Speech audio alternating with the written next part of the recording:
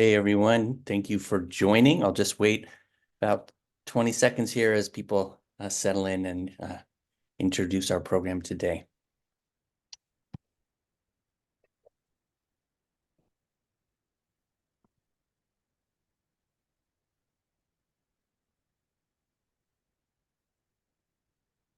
People are still settling in. Be right there.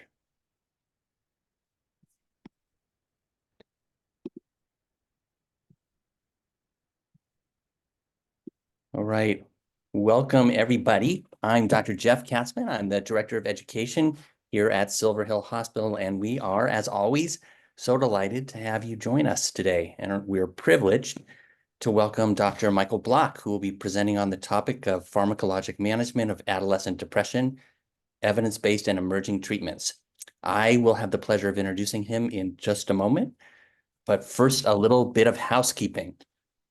Our next Grand Rounds is in 2 weeks on April 24th, when we will welcome Dr. Anthony Ahmed, and he will present to us on the topic of behavioral rehabilitation in schizophrenia, social learning, and beyond.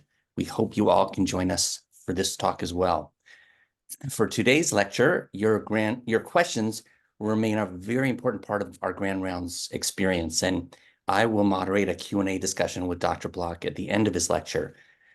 This is a great opportunity to put forward questions and comments to Dr. Block, which you can submit anytime during the lecture using the Q&A box. If you wish to receive CME or CEU credits, please complete the evaluation survey that will automatically show in your browser when we end the webinar. We will also email a copy of the survey to today's participants. Finally, disclosures. No planners of the activity have indicated a relevant financial relationship with an ACCME defined commercial interest, and Dr. Block will show a slide with his own disclosures. It is now really a great pleasure and honor to introduce our guest speaker today, Dr. Michael Block. Dr. Block graduated from Yale School of Medicine and completed his child and adult psychiatry training at Yale. So he has been in Connecticut with us for a bit of time here. He's currently an associate professor at Yale and serves on the editorial boards of the Journal of Child Psychology and Psychiatry, JCAP, and the Journal of Child and Adolescent Psychopharmacology. His research interests focus on studying Tourette syndrome, obsessive compulsive disorder, and trichotillomania across the lifespan and developing better pharmacologic treatments for children with depression, anxiety, and ADHD. He has expertise in clinical trials and meta-analysis and has published over 200 peer-reviewed publications. Dr. Block is also the Associate Training Director of the Child Study Center's Innovative Psychiatry Residency Program. The SOLNET integrated program provides psychiatrists in training with the opportunity to integrate general, child, and research psychiatry across all stages of their career, and really will be a major pathway by which the next generation of academic leaders in child psychiatry are developed. So with that, Dr. Block, thank you for joining us. It is an honor to be with you, to learn with you, and I pass the baton to you. Well, thank you for the invitation. I guess I like to kind of think of myself as a clinician and a clinician researcher, and basically kind of what I do in my career in my life is I see patients and I teach residents, and really the questions that are generated by the treatment of patients is what I do in my research, is to try to answer those questions, develop better treatments, figure out what treatment works, and to train the next generation of doctors. And actually, the kind of the avenue for this line of research came out of one of the trainees in the SOLNA program that I'll kind of talk about more later. I'm really going to be talking about the pharmacological treatment of adolescent depression. In terms of relevant disclosures, the two relevant disclosures are probably Janssen's Pharmaceuticals, who are the makers of esketamine that I'll talk about, that's approved as a treatment for adult depression and suicidality, and the NIH, where we have a grant to study ketamine as a treatment for adolescent depression and suicidal ideation that I'll also be talking about. In terms of the objectives, the first one is to just help everyone understand the tremendous burden that pediatric depression is. to talk about evidence-based treatments for depression, pediatric depression that we have currently, mostly focusing on pharmacological treatment, to talk about some of the other pharmacological treatments that are commonly used in treatment-resistant depression, and then talk about why I'm interested in ketamine, why I'm studying it, why it's an emerging treatment for depression in general, and also in adolescents. So the first thing in the United States, if you look at what are the three leading causes of death in adolescents and young adults, suicide is the second leading cause of death. And I think sometimes as mental health researchers, child mental health researchers, and people who are treating children with mental illness in general, I think sometimes I feel like people don't appreciate just the significant morbidity and mortality that's associated with pediatric depression and suicide. That it's in terms of what causes the death of our patients, it's the second leading cause of death in this country. And in terms of adolescents struggling with suicidal ideation and thinking about suicide, it's really startlingly common. So if you look at high schoolers in the United States, 17% have considered a suicide attempt in the last year. 14% have had a suicide plan. 8% have actually attempted, and around 3% will report that they had a suicide attempt that required medical attention. And there's a death rate of 13 per 100,000 adolescents, so about 5,500 deaths per year. And if you're Hamden High School, which is the high school that my kids are slated to go to at the moment, has about 11,000 students. That's 5 Hamden High Schools worth of kids a year that die by suicide in the U.S. This worries me not only as a doctor treating adolescents with depression. It also really bothers me as a father, and something I really worry about in my own kids. So this is a picture back when my twins were in nursery school at Phyllis Bodell at Yale. They're now a few years older. They're now about 5 years older. My wife Angie's in the picture. That's me with a little more hair. My daughter Rachel, who's now 13, and the twins Paul and Sam, who are 10. There's going to be 1 year that all three of my kids are going to be in high school together, in Hamden High School. And in that 1 year, just among my three kids, there's basically a 50-50 chance that one of them will consider suicide in that year.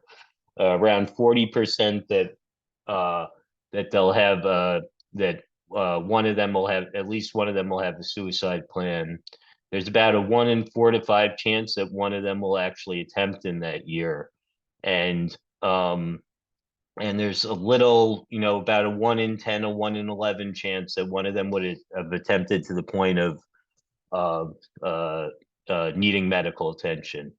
And I think probably the most striking thing is that the odds favor that during their high school career that they'll have a classmate that dies by suicide, and that the odds favor that, and that's really something that's really scary as a father of 3 soon-to-be emerging adolescents.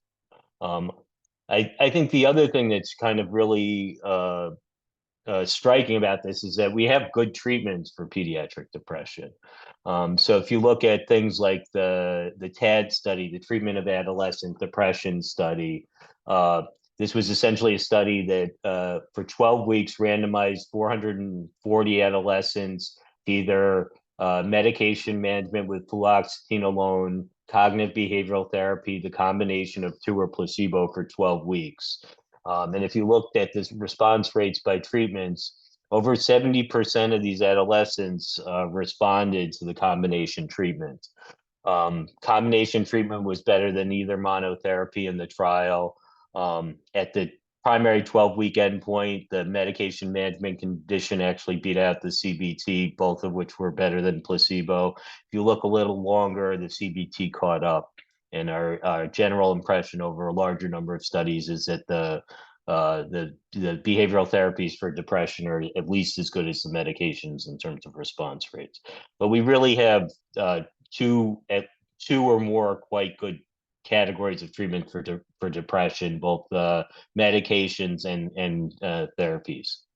If you look at the treatment guidelines across the world, if you look at the US or UK guidelines, both recommend brief psychotherapy or supportive therapy for mild depression. And then for moderate severe depression, like in the TAD study, the guidelines differ based on region. In the US, it's evidence-based psychotherapy and or fluoxetine. Um, and in the UK, it's psychotherapy plus minus fluoxetine, so it's slightly different. Um, I personally would be more towards the kind of a Tory in regards to this, in the sense that I sometimes feel like our U.S. guidelines are dictated um, by issues with access to quality psychotherapy in this country. That um, if you're giving medications, you have to see the kids regularly, and there's really not any good reason you wouldn't be doing psychotherapy since you should be monitoring the kids frequently anyway. So it's hard to see in an ideal circumstance why you typically start by giving medications and not therapy, uh, other than maybe patient preference, if they're resistant. Um, there's a lot of debate in the literature about whether SSRIs and antidepressants work in kids, particularly SSRIs. Data is pretty good that antidepressants work in kids. If you look at the uh, likelihood of response in depression, in pediatric depression, the absolute risk difference is about 0.11. The number need to treat the number of children you need to treat with an antidepressant for one to respond compared to placebos around 9. And even these SSRIs work even better for comorbid conditions like OCD and anxiety. Um, there's actually pretty good data that we may, that we may be underestimating the effects of SSRI medications, particularly in pediatric depression, since there's a good signal that sort of the better done studies in pediatric depression, which were NIH funded rather than industry, showed a much greater signal of the medicine compared to the industry trials. And if we have time and someone wants to ask a question about that, it'd be a good question to ask why that's the case. Um, when do they work? So I was always taught in residency that if someone responded to an antidepressant medication in the first week, it was probably a placebo response. Um, I think the evidence suggests that that's actually not the case, especially in kids. So this was the result from a meta-analysis that looked at the time course of improvement of SSRIs compared to placebo in kids for depression over time in randomized placebo-controlled studies. And the big thing you see is it follows a kind of a logarithmic curve, that the greatest incremental improvement you see in antidepressants compared to placebo, especially in kids, occurs in the first week, and then it gets incrementally less as you go along. So in kids, you see actually typically about half the improvement you see in these acute trials within the first couple of weeks of treatment compared to placebo. So there are certainly some kids that have a quite quick response to the medication.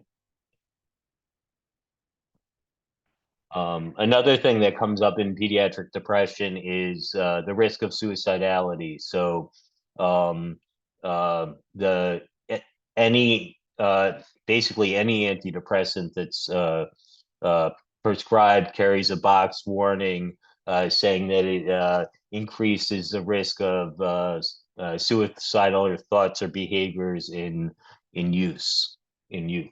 Um, And this was based on a meta-analysis, the forest plot of which is here, which basically looked at all the randomized placebo-controlled trials of antidepressant medication in adolescents, and it essentially showed a signal that showed that kids who were prescribed the active medication in the trial were about twice as likely. So it had a risk ratio of 1.95 to report increased suicidal ideation or behavior on the medication compared to the placebo group. Um, and this was based on spontaneously reported events, so the adverse event reports from the trials. Um, but an important thing to know about this was it was even though the risk ratio was around 2, the risk difference was 1%, which means that if you treated 100 pediatric patients, about one of them would experience a short-term increase in suicidal ideation or behavior that would be attributable to the medications.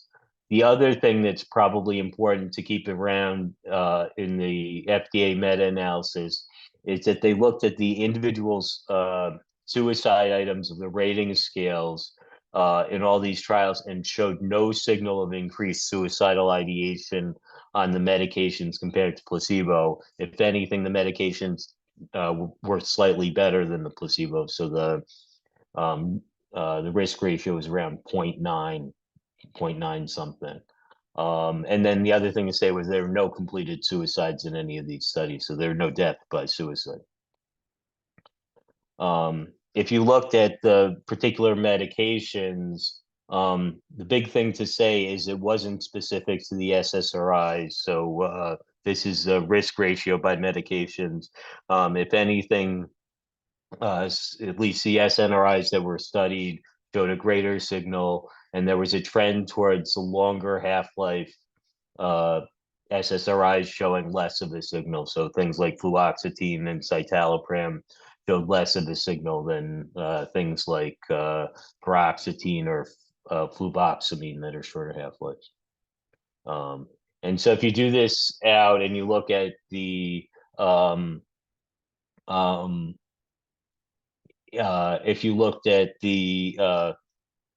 if you looked at the data and you look at the likelihood of response, so the number needed to treat and how likely you were to respond to the medication versus the risk of having treatment emergent suicidal ideation, you see that the depending on the condition, the number needed to treat ranges anywhere from 3 to anxiety to 9 to depression in terms of someone responding to treatment.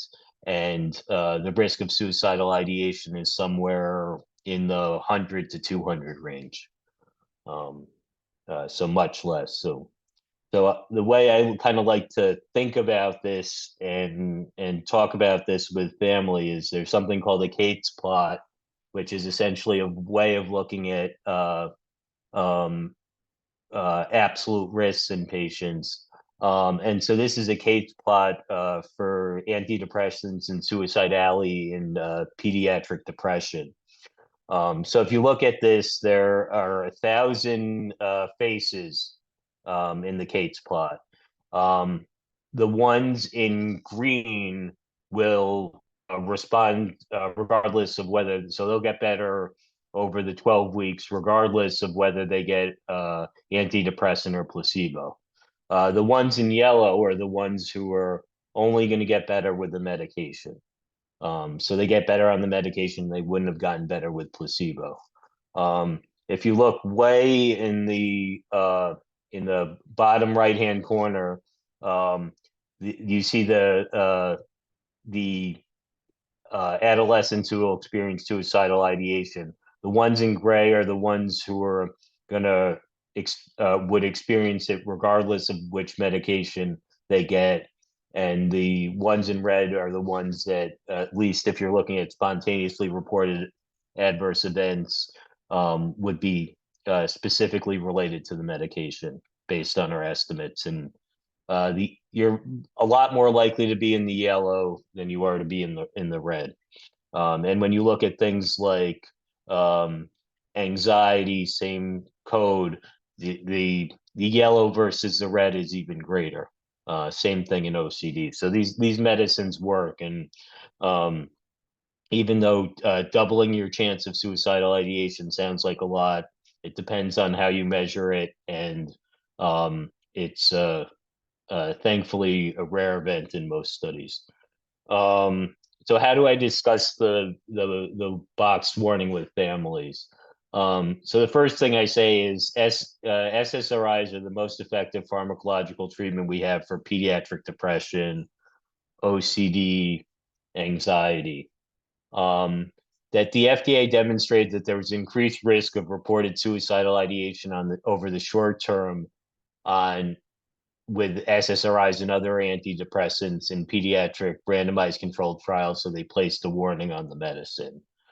Um, I have quite a number of issues, questions about the warning. So the first one is I'm not convinced how good a proxy self-reported suicidal ideation or behavior is for what we are probably most concerned with, which is attempts and especially completed suicide. And there's really no association in these meta-analyses between the medications and attempted or completed suicide. Um, I um, I also worry a lot about how suicidality is measured in the clinical trials on these adverse event reports. That uh, a large portion of children with depression have suicidal ideation. I would say most of the patients I have see in clinic have some degree of suicidal ideation, and it's much more a matter of degree than presence or absence. The other thing is patients are often uncomfortable reporting suicidal ideation. So how you're measuring and assessing suicidality is really important in the signal you get. Um, my sense is kids are often much more likely to report it, and the data backs us up on self-report measures um, than certainly if you don't ask a specific question, them spontaneously report it, and even sometimes asking through interview. Um, and that the medications are also effective in reducing anxiety, so they may be increasing the likelihood that kids feel comfortable reporting it. The other thing that may be going on is sort of an inside baseball thing of how adverse events are reported in trials. Oftentimes, when I'm seeing a kid for a clinical trial, you ask the family and them, are they having any side effects? And if they say yes, it triggers a sort of a laundry list of specific questions. And if you look at SSRIs, they have they're pretty well tolerated, but they have a significant number of other side effects. Sexual dysfunction, GI upset, headache, um, uh, uh, and if you report those side effects, often in some of these trials, you're more likely to get asked a specific question about suicidal ideation. And if anything, the epidemiologic data suggests that SSRIs may be suicide protective and be effective in treating depression. Um, and so what families eventually ask is, why is the warning there? And I usually say that, the FDA noticed the possible increased risk of suicidal ideation and behavior with this medications. And the warning doesn't tell doctors not to prescribe it. It tells them to monitor the medications closely at the beginning of treatment. Um, and I totally agree with the idea of monitoring kids closely, that you're starting on medications, especially these medications. The time at which you're starting a medication because the child's struggling with depression, or at the point after they're hospitalized, is really a period of high risk. Um, Regardless of what the effects of the medication are, and really watching these kids closely and seeing them regularly is really important. There are a lot of problems with currently available antidepressants, and our understanding of them. So even though I talked about how the incremental benefit may be earlier on in pediatric depression, they still take a long time to work. It's really kind of 2 to 3 months before I would feel comfortable that an antidepressant I was prescribing a kid was not going to be effective for them. Um, Certainly longer the way some people who titrate up these medications probably more slowly than me. It might even be longer than that. The medications don't work for many patients. We talked about, 70% of kids in TEDS responding to combination treatment. That means 30% don't. Another big issue with most of the medications we have for depression is that they work on uh, this similar mechanisms. They're monoamine neurotransmitters. They increase serotonin, norepinephrine, or dopamine, or some combination of those three at the level of the synapse, and that's how most of the medications work. So if one doesn't work, um, they all kind of work the same way. So even though a different medication is certainly helpful for a lot of the patients I see, um, it's not an independent probability each medication you're switching to. And then they're really a mismatch in a lot of ways between the clinical trials of antidepressants we do have in depression and the actual clinical knowledge we need. So there are no fixed dose studies of antidepressants in kids for depression. So like I think a real open question is, does 20 milligrams of fluoxetine work better or worse than 60 or 80 milligrams of fluoxetine for depression, for OCD? We have that data in adults. We don't really have good data on that in kids. There's limited head-to-head trials of different medications in kids. Um, there's especially poor data in younger children. If you're looking at the data on the FDA warning on antidepressants for suicidal ideation, there are a lot of significant things that we don't know that I would really want to know as a clinician. So probably the biggest one is, okay, if there's a signal, what happened to the kids that had suicidality on had increased suicidality when they were on an antidepressant? Were they kept on the medication in the trial? Did it get better? Did they respond to treatment? We don't know the answer to that. What's the time course of that risk? We don't really know the answer to that. Does titrating more slowly, how much of a difference does that make? Are there particular risk factors for it? Um, and part of the reason is that the trials haven't been mismatched designed. The other thing is that there's so many fewer trials of uh, of antidepressants in kids compared to adults. So this is the number of trials for major depression in adults on the left compared to kids, and the big thing you see is that that essentially there are 13 times as many trials in adults as kids for these conditions. And if you look at the number of FDA approved medication in kids versus adults, this slide may be a little outdated now, but there are over 30 different medications that are approved for the treatment of depression in adults, both monotherapies, augmentation strategies, interventional therapies, and there are two approved in kids. And that's really escitalopram and fluoxetine are the only two medications that are approved with an FDA indication in kids that are highlighted here. Um, so in thinking about treatment resistant and treatment refractory depression, so a lot of the stuff I do is seeing kids in the community who haven't responded to treatments for depression.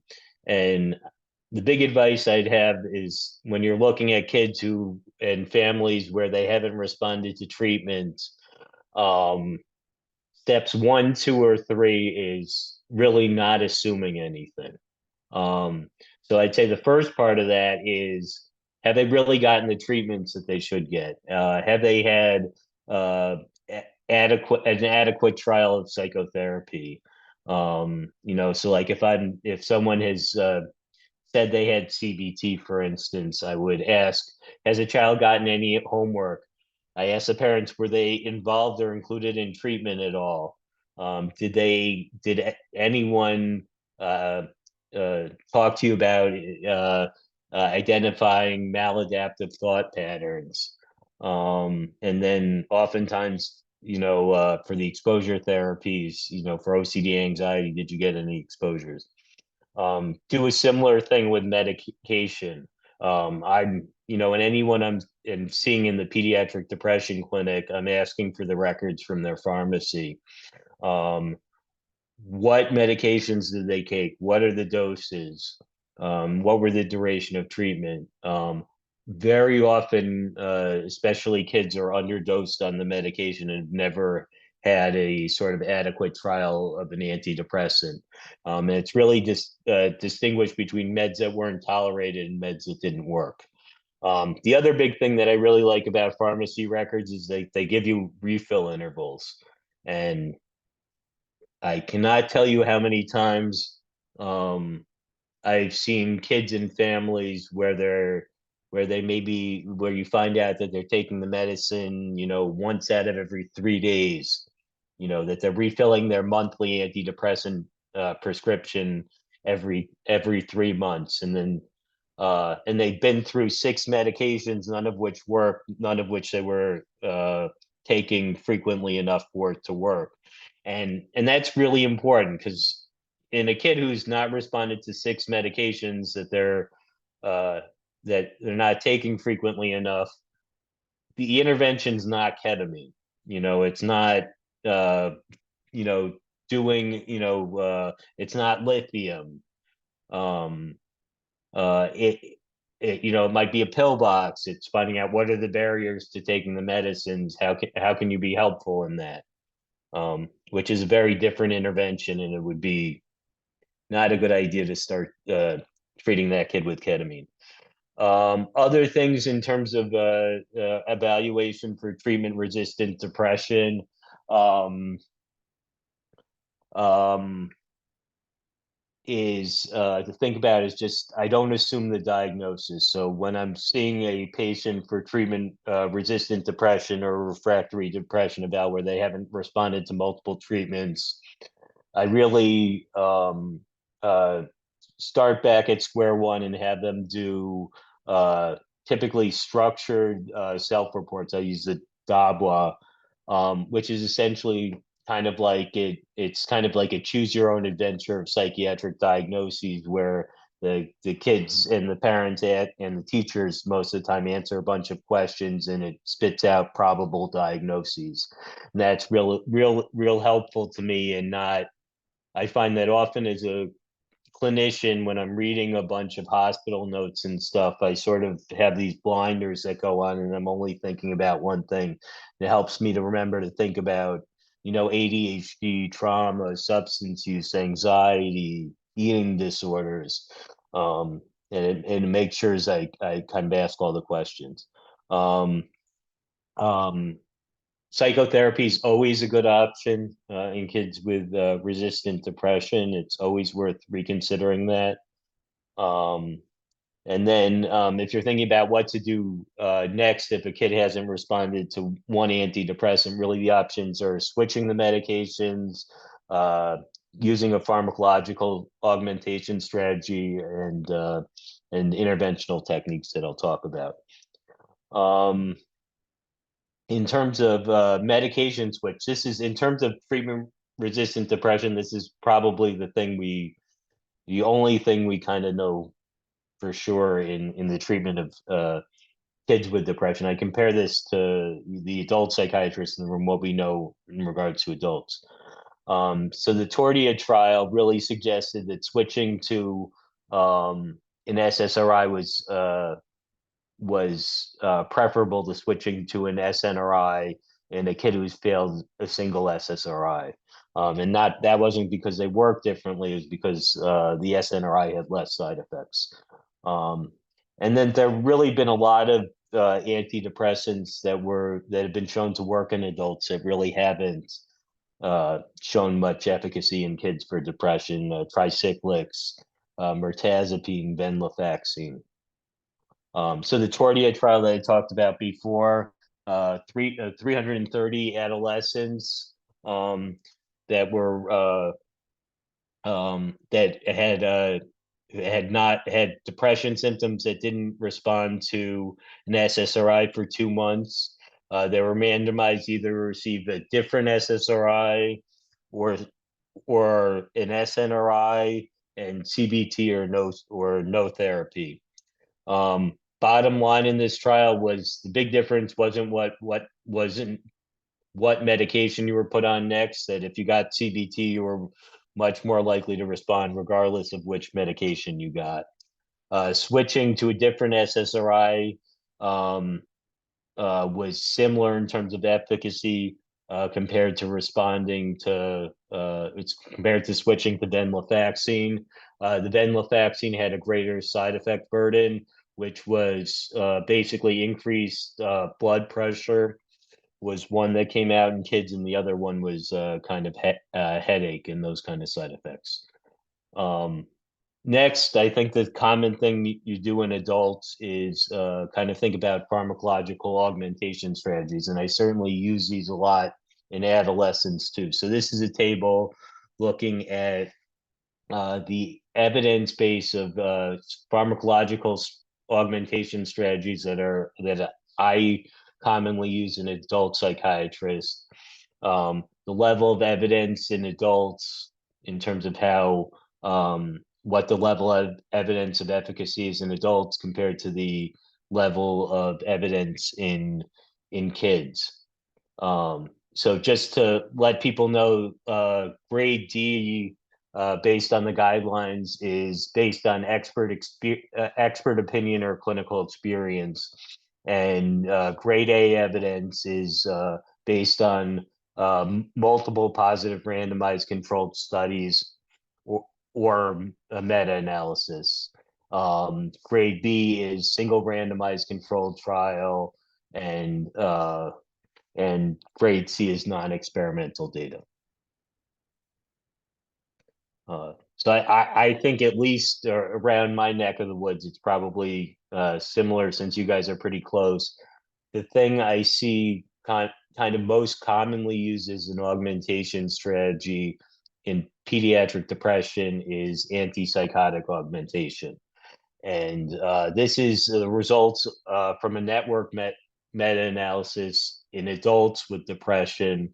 And it basically shows that a lot of the medicines are are significantly better than placebo um, in terms of improving symptoms.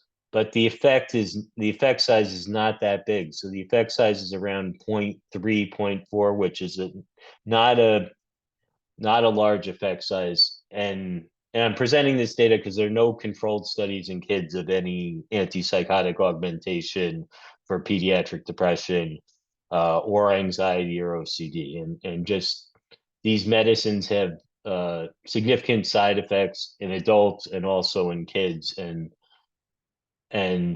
they're a reasonable treatment option. That being said, they don't work in my experience, and I think the data suggests in most patients.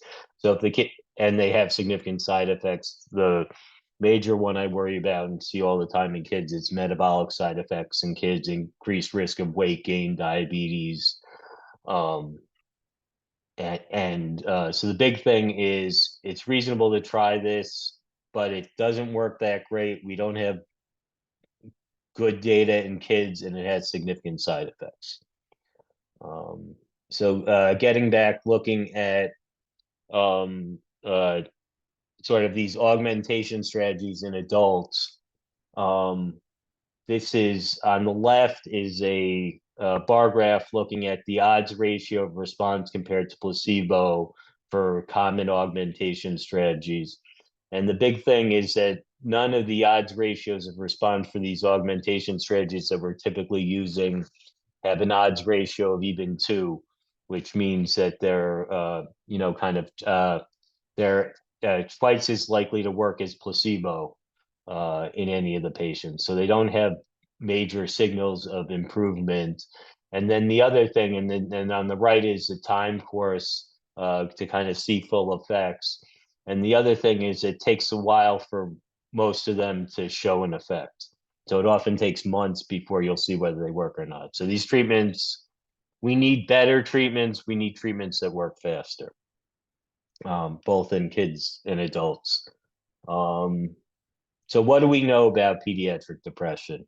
So we know SSRIs are helpful for moderate to severe depression. Quality evidence-based psychotherapy, I think, is always a reasonable option in children with depression. Second, SSRI is likely a better treatment option than switching to an SNRI if a child doesn't respond to initial SSRI. That there's a sizable portion of kids who don't respond to these first line treatments. There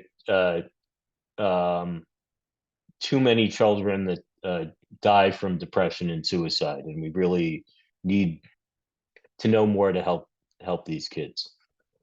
Uh, what we don't know in terms of pediatric depression, this is a non-exhaustive list. We don't know whether higher doses of SSRIs are more effective in treating pediatric depression than lower doses.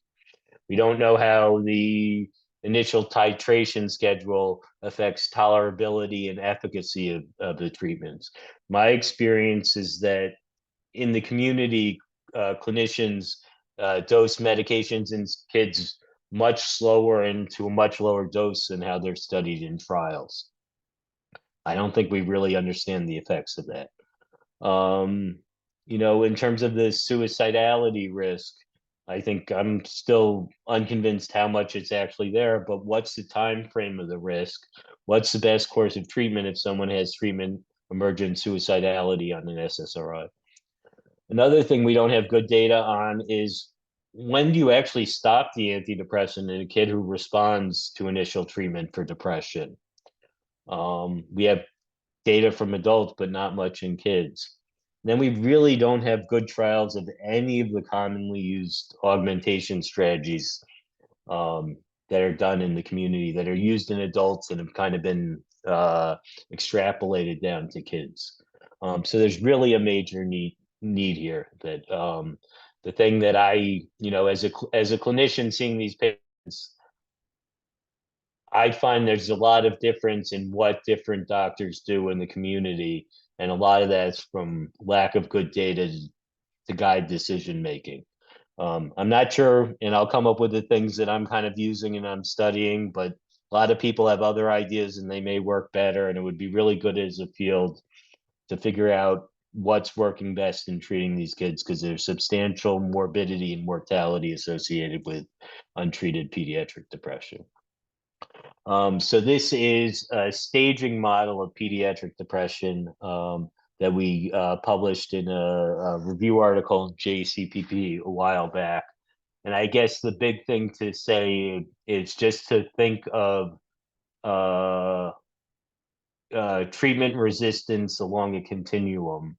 And the big thing is to make sure that the kids have had, as you go along in terms of these stages, that kids have had reasonable treatment with psychotherapy for their depression before they progress too far along in the algorithm, and then verifying that they've actually taken and gotten reasonable doses of both the initial antidepressants and the augmentation strategy. Um, I've been doing this for a number of years now, and I'm still amazed at how many kids are coming into the treatment-resistant depression clinic or getting evaluated for a ketamine trial, and they've never seen a therapist. It still is really kind of surprising to me. So why did I get interested in ketamine? So ketamine is a medication that's been traditionally used as a dissociative anesthetic. It's a competitive NMDA antagonist, so it works on the glutamate system. Um, it's in medicine, it's used a lot as an anesthetic agent, especially in pediatrics, and it's given at a dose of 1 to 5 milligrams per kilogram over a minute. Um, and in psychiatry, it started getting studied for depression at a much lower dose, at a dose of 0.5 milligrams per kilogram over 40 minutes. So the blood concentrations are basically an order of magnitude less when you're looking at it for psychiatric treatment um, rather than anesthetics. So also, if you gave the equivalent dose that you're giving over 40 minutes in psychiatry, people take that all at once as a bolus of a as a recreational drug some of the time. That's the other way people are familiar with it. In terms of the studies of ketamine, so the first study actually came out of Yale with uh, Rob Berman, who was a resident on the CNRU where I used to work. So took 8 subjects who were medication free with depression. They were given ketamine or placebo on 2 separate test dates that were at least a week apart. And it was found that the patients, when they got the ketamine, uh, exhibited a rapid antidepressant benefit that peaked between 1 to 3 days after the infusion. Um, and 50% of the patients responded to ketamine, whereas only 13% of the subjects responded to placebo. And this compares to traditional antidepressants, where it typically takes 2 months before you see the full effects of antidepressant treatment. The other thing to say is the side effects and the psychotomimetic properties of ketamine, sort of the dissociative effects, you typically see during the infusion, so maybe a half hour afterward. It lasts about a little over an hour after you start. And the improvement in depression was seen on a different time course than sort of the for the lack of a better term, the acute high that you're feeling from the ketamine. There have been a number of studies at this point that have looked at the effects in adults. Um, if you looked at the odds ratio of response at 1 day following ketamine treatment in the meta-analyses, it's around 10. So you're 10 times more likely to respond to ketamine than placebo at 1 day following the infusion. And even at a week out, the odds ratio is a little under 5. There have also been studies, so this is a meta-analysis of a single dose trial that looked at uh, effects on suicidal ideation of a single dose of intravenous ketamine in adults. And basically, it found that ketamine compared to control conditions significantly improved specifically suicidal ideation, and had effect sizes between 0.7 to 0.9 at 1 to 7 days following infusion, and had a number needed to treat that maximized at day 1, but was still pretty substantial at day 7, where a number needed to treat of around 3 to 5 in terms of getting rid of suicidal ideation. Um, so why I was interested and why people were interested in studying ketamine in adolescents. Uh, Adolescent depression is a major public health problem. There's significant morbidity and mortality associated with it. That some of the interventional techniques, like ketamine and ECT, have demonstrated much larger effect sizes than kind of the traditional augmentation strategies we're using in adults, and it often worked very quickly. So you could see when I was attending on the clinical research unit, Brent and I saw these effects clinically, and it's like maybe this could work in our adolescent patients who are also in need. So the first study we did of ketamine was looking at whether a single dose of ketamine was safe and effective for the treatment of adolescents with treatment-resistant depression. Um, so in this study, we looked at adolescents, 13 to 17. They had to have depression.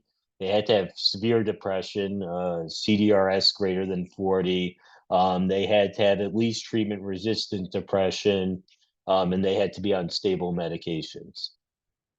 Um, because placebo response rates are high in pediatric trials, we used midazolam as an active control, which mimics many of the kind of side effects of ketamine. Additionally, to best protect the blind, we had separate efficacy and safety raters. Um, so the all the ratings of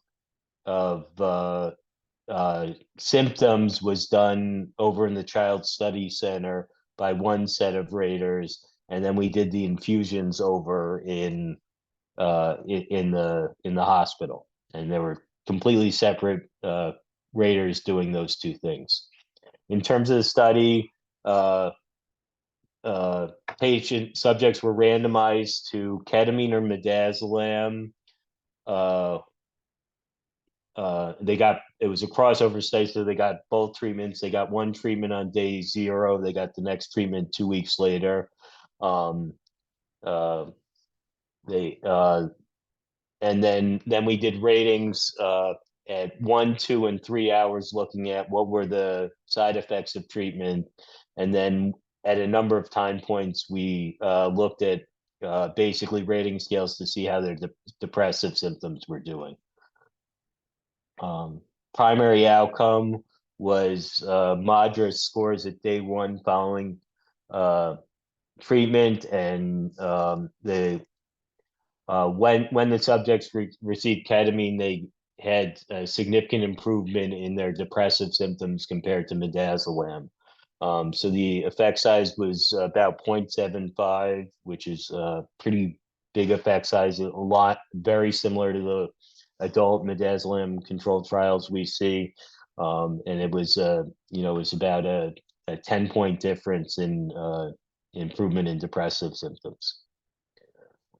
Um, and then if you looked over time, we were actually seeing sort of the benefits compared of the ketamine compared to midazolam, even as far out as 2 weeks. So there were statistically significant benefits from a single infusion, even a couple weeks later, at least in this initial cohort. And if you looked at the percentage of responders in the study, um, which was a 50% decrease in depressive symptoms anywhere between 1 and 3 days following infusion. 13 of the 17 patients responded to ketamine.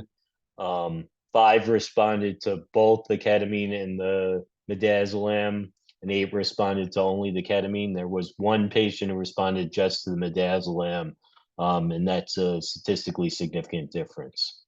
If you looked at the side effects of the treatment, they were very similar to what's seen in adult studies. You showed a significant increase in dissociative side effects that peaked about an hour after treatment and was back to baseline 2 hours after treatment, and didn't persist. And the other thing you saw was a significant increase in heart rate and blood pressure on the ketamine compared to midazolam. But in terms of the adolescents, this was actually less than what you typically see in adults. So only 4 participants ever had a blood pressure that was higher than 140/90. None persisted past the end of the infusion. None exceeded 150/95. So the conclusion of this is ketamine demonstrated a rapid antidepressant effect in a single dose trial of ketamine, um, and the side effects were short-lived and well tolerated in adolescents, actually quite similar to adults. So the big questions that still need to be answered are, can repeated doses prolong the anti-effects of ketamine for adolescents with depression like they do in adults? Does it have anti-suicidal effects in adolescents? What's the safety of repeated doses of ketamine in adolescents? What's the most effective dose of ketamine? What about other conditions like PTSD, OCD, anxiety, eating disorders, or other things that are have some data in adults? Not nearly as good as the depression data. Um, and suicidal ideation may be a particularly important uh, place to look, given the morbidity, given the mortality in adolescent populations. That we really know that post hospitalization is a really high risk point for attempted and completed suicides in psychiatric patients. And we really need ways to reduce this risk. And probably one of the issues is how long the medications take to work. And if we got kids more better before they left, it might make a big difference here. And we have data from meta-analysis and now adult studies that ketamine can be effective treatment. In terms of repeated dose studies in kids, there's an S-ketamine trial that's been presented at meetings, uh, hasn't been published yet, involved 145 adolescents who had depression and acute suicidality and were in the hospital. They were randomized to receive one of three doses of esketamine or placebo, which was the same midazolam. And in addition, they got standard of care treatment. So they got regular kind of inpatient hospitalization until they were safe to be discharged. They got started on an antidepressant medication. They were required to get weekly psychotherapy. They also got these esketamine or midazolam treatments twice a week for 4 weeks. And then they were followed for 6 months afterwards. And in terms of the primary outcome, um, the higher doses of the esketamine were significantly better than the midazolam in 24 hours after the first treatment.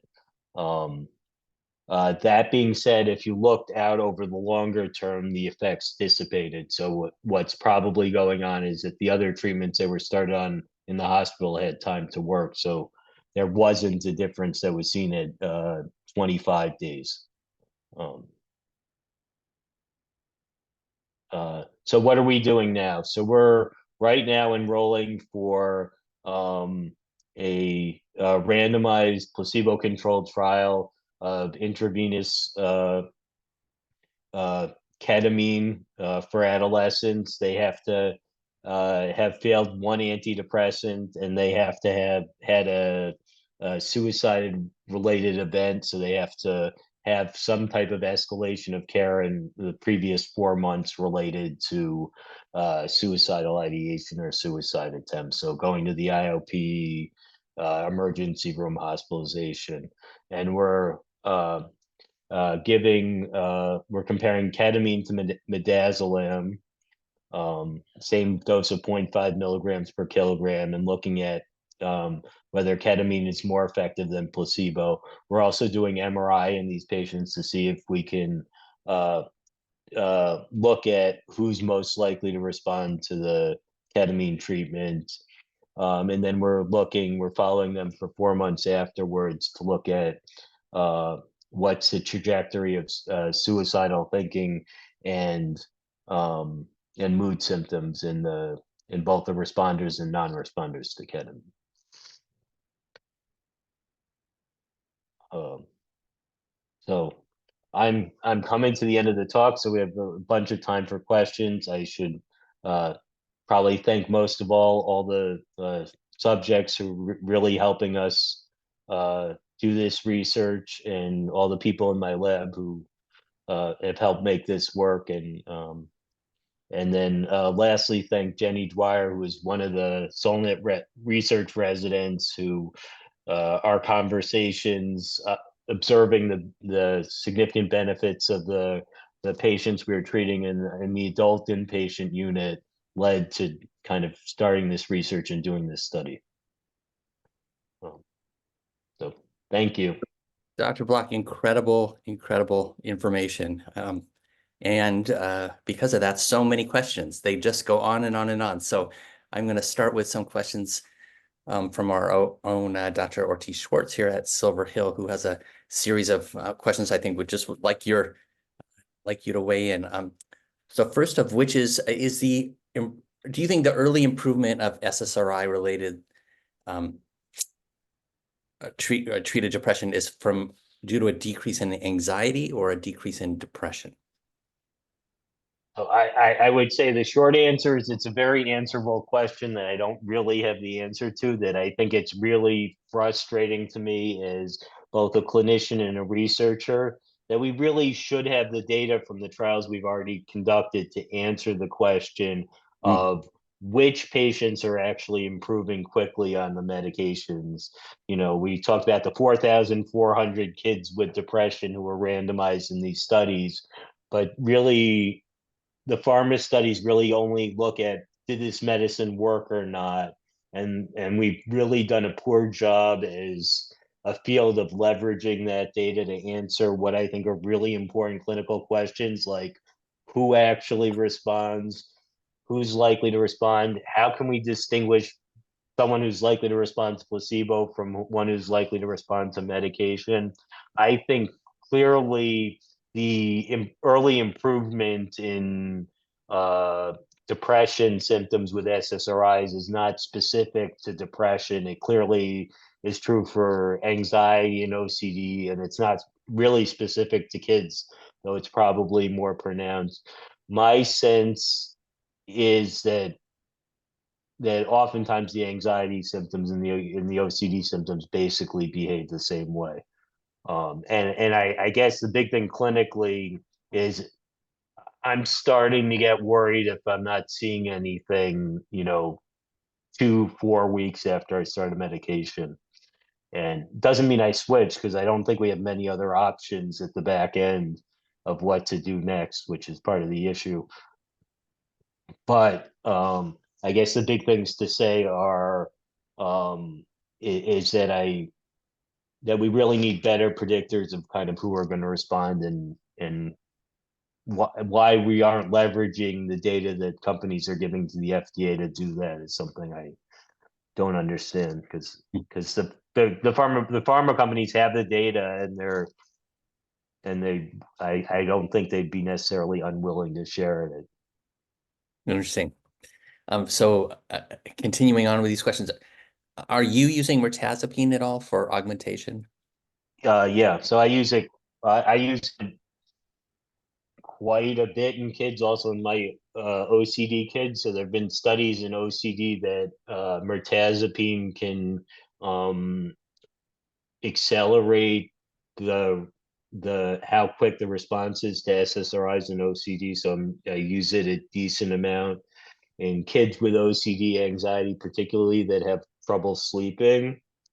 There isn't great data on how well it actually works. I will say that trouble sleeping is a big risk factor for non-response and suicidality in the depressed population, especially in adolescents. That getting a handle on the difficulty sleeping can lead to is a really important factor in helping these kids improve, and probably has been underlooked at in the research. Hmm. And do you ever recommend genetic testing? Uh, so the short answer is I'm not so short answer is no. Mhm. I'm not a I'm not a big fan of the genetic testing, because I sort of think it gives a false sense of I so I'm not saying so I guess the genetic testing can be useful, and there's decent data even in kids to suggest that it might affect how you were dosing the medicine, that kids with certain genetic profiles are more likely to be sensitive to the side effects and may require higher or lower doses of the particular medicines. What I haven't liked about when I get patients delivered on these from the genetic testing is you get use this medicine, don't use this medicine, and and and that's just way beyond where the certainty is, and I can see I, I so I don't think they're that useful in and of themselves. That being said, 40% of the kids respond to placebo. If it would make a big difference in how likely the patient and the family believes the treatment are going to work, who would I be to say that that's not money well spent? I just don't think, from a medical standpoint, it's that Yeah, useful at the moment. yeah, it makes sense. Ken Burv out there is asking, um, Dr. Block, if as lithium is known for helping suicidal ideation in adults, what's the role in younger patients? So I guess so I use quite a bit of lithium. I probably use more than almost any child psychiatrist I know. I use it quite a bit as one of the augmentation strategies when the ketamine doesn't work. Um, I the things I really so it's definitely an effective augmentation strategy. It certainly doesn't have a great side effect profile compared to other treatments. You certainly have to work, uh, especially worry about in adolescents, females, putting them on appropriate birth control and contraception. That being said, it's quite a reasonable augmentation strategy. It definitely has good data in adults on this anti suicidality properties. Who knows how well that uh, goes goes into kids. I think the other thing that's kind of useful about it, which is that you can get blood levels of it. So like I'm always, if I'm worried about whether families are taking the medicine or not, it gives me it's a good way to actually get a sense of whether they're Yeah, taking the medicine. yeah, great. Dr. Bettina Bernstein out there ask if you could please discuss the difficulty of deprescribing these medications. So I I guess my experience is I think I see a lot of kids who've been struggling in the community for quite a while, and especially with the antipsychotic medications, I really see this thing where they're having significant side effects of the medicine and it's not working. I didn't get into this for our ketamine suicidality trial, but we have a upper weight limit on how heavy kids can be because it's a weight based dosing, and the dose we're allowed to give is capped at the moment, and we're losing about a third of kids because they're significantly overweight, and most of those are been on antipsychotic medications that are not working for a long time. And I think it's been very challenging for outpatient doctors, for me too, to get kids off the medicines that aren't working or changing the medicines when they're so acute, because I feel like often when they go inpatient, whatever you do is going to be kind of blamed for them going in. And like if you stop the antipsychotic and they go into the hospital, then it's because you discontinued the atypical. And when they were already going into the hospital multiple times anyway, so who knows, so it doesn't make a huge difference. That being said, I wish we were using inpatient units a lot more to just washing kids off medicines and starting over again, because it's amazing how many kids are on 4 or 5 different medications, none of which have helped them, and people really have a hard time coming off them. Great. And can you, next question here, they keep rolling on in.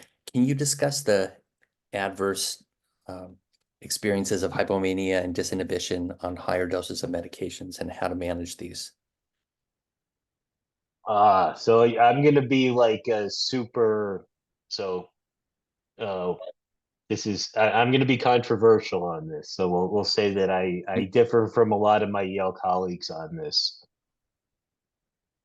I so people talk about this activation syndrome associated with antidepressant medications, and that can be you know hypomania, increased anxiety, insomnia, restlessness, associated with antidepressant medications.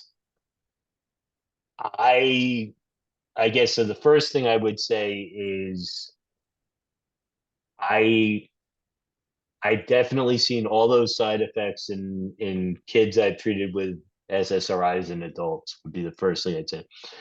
The second thing is um I a lot of the kids who are depressed and anxious are especially with severe depression are going to be at risk for manic conversion and have a higher risk of uh sort of bipolar disorder.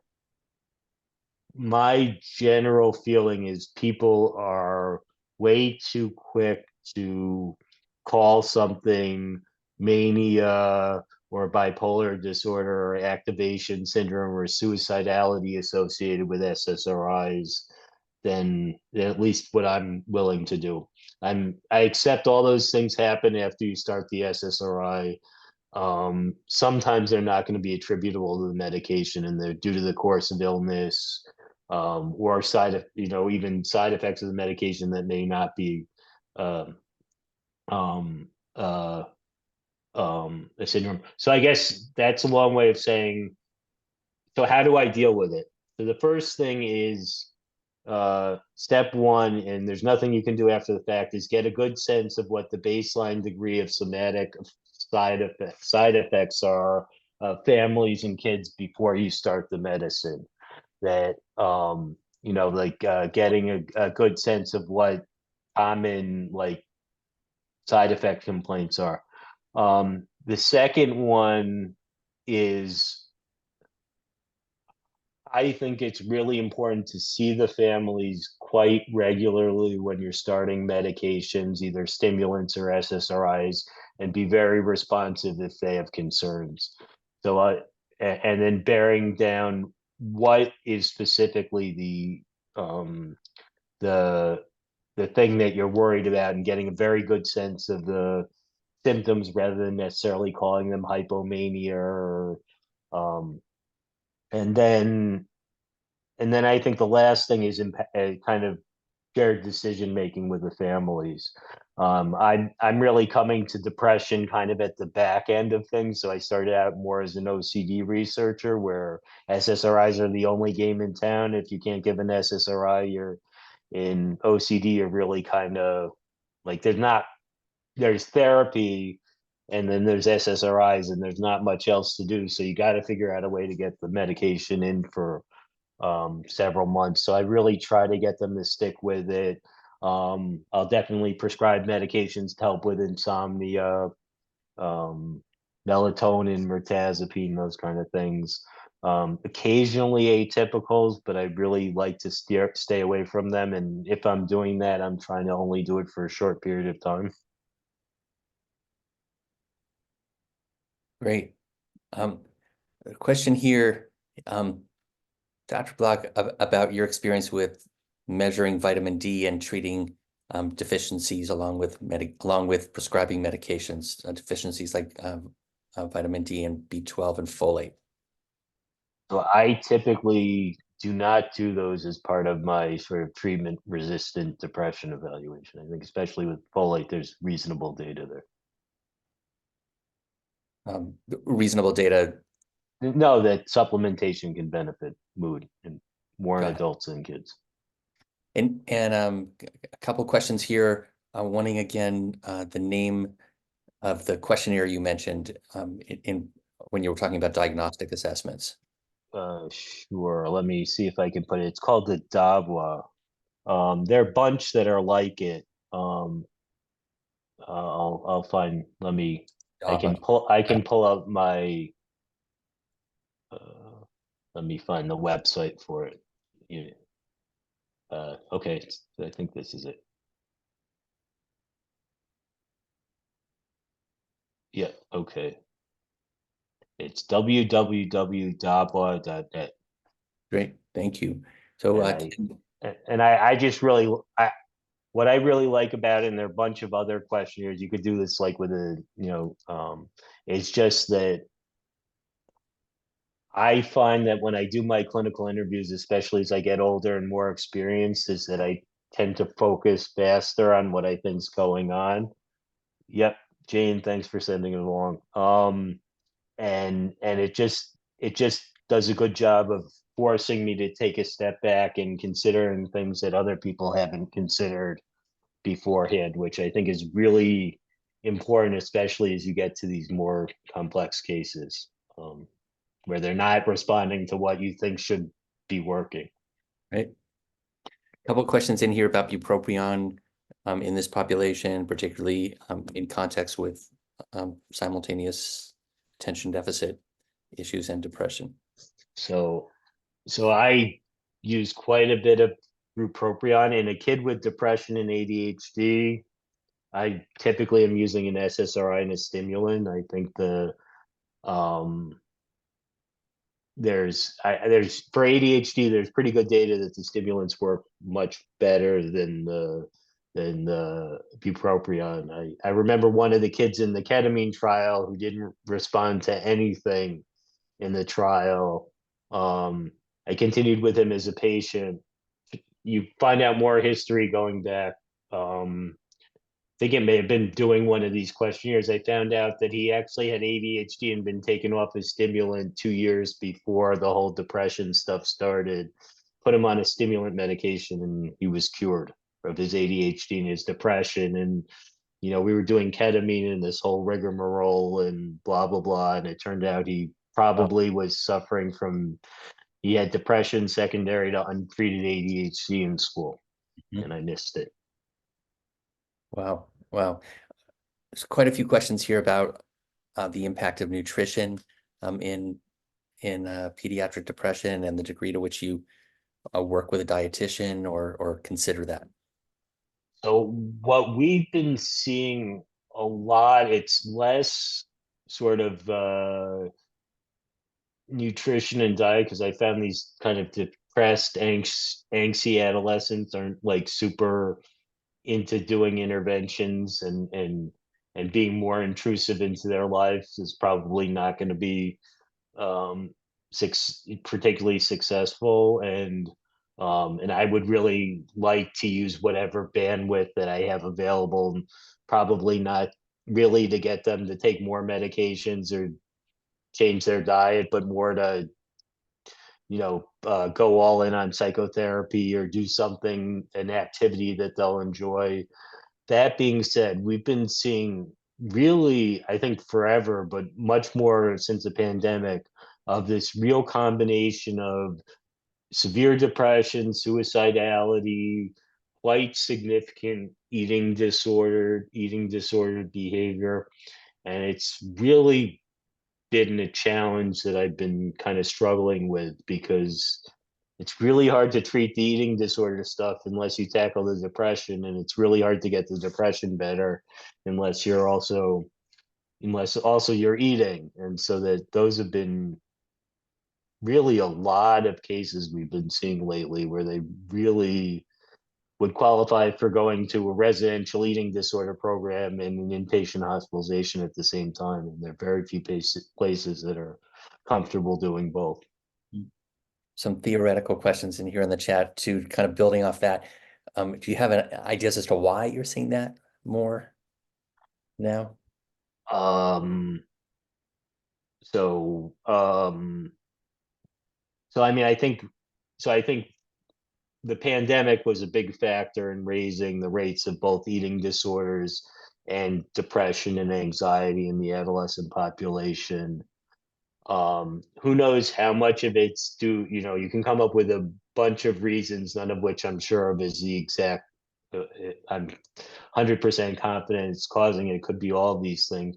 I mean, one was just the degree of control that kids lost over the pandemic, and sort of the eating disorder and the anxiety and the OCD symptoms you could see as a way of actually feeling like you're in control of something. So there's that aspect of it. The other big one that's probably going on is just how how people relate to each other now, especially over the internet and and social media and those kind of things. Like, like if I have body, it's probably not a good thing that giving a talk staring at my face for an hour. It probably is not good for the likelihood of me developing, body dysmorphic disorder, eating disorder. The other big one is just, social media and how that affects how kids interact. Like we were kind of chatting beforehand. um like when I was sort of on my typical Friday night in adolescence, sitting at home alone in my house wishing I was doing something else, that's one thing. But I just, I got on the TV and I did whatever. I didn't have like a social media feed of all these other people doing really exciting things. And that would have just been so demoralizing to me, and how much that's also going on. And I think that's really challenging for kids, and it's probably leading to this combination. Mm. Yeah. Yeah. So other back to pharmacologic questions that are appearing now in the chat, and use of benzodiazepines in this population, and your thoughts about that. So I guess so benzodiazepine in kids, you're gonna hear a story. People are hesitant to use benzodiazepines in kids because it can cause this sort of paradoxical reaction, sort of activation that you see in kids. That being said, there's pretty good data that benzodiazepines are helpful for procedural anxiety in surgical patients, and work on a one-time basis fairly um, equivalently in kids in terms of relieving short-term anxiety. I tend not to like them super much in kids because I don't know. It's the same thing in adult patients. I feel like when I start them, it's really hard to get them off the medicine. I've certainly used them over the short term for sleep or activation on occasion, but I just find that I can never. Maybe other people can get their their patients off benzos, but I've had a lot of trouble in my career, and I feel like it's only gone in one direction. Um, Great, great. Question here. Dr. Block, your thoughts about someone diagnosed with bipolar 2. This is and is on the edge of hypomania with work-related stress. Is there a specific treatment that could be more successful for the person's stability? That's how the question reads. So I guess it depends a little bit on age and how Yeah. convinced you are. I guess in I'm really hesitant to diagnose bipolar disorder, especially bipolar 2 in an adolescent population. I find, especially in adolescence, I really have trouble, and I wonder how accurate a diagnosis that is in distinguishing uh, what we're worried about, future manic episodes, disability, from what's depression and risk-taking behavior in adolescence, or depression plus ADHD. Um, I so I was just having this conversation with Melissa DeBello, who's totally on the other side of things at Cincinnati. Um, I tend to treat them with the SSRI and monitor them closely, and let their mania declare itself, because I think that's really important before I get into atypicals, that kind of coverage. And I tend to be like almost the most likely to go on the SSRI stimulant range of things and less towards the antipsychotic medicines.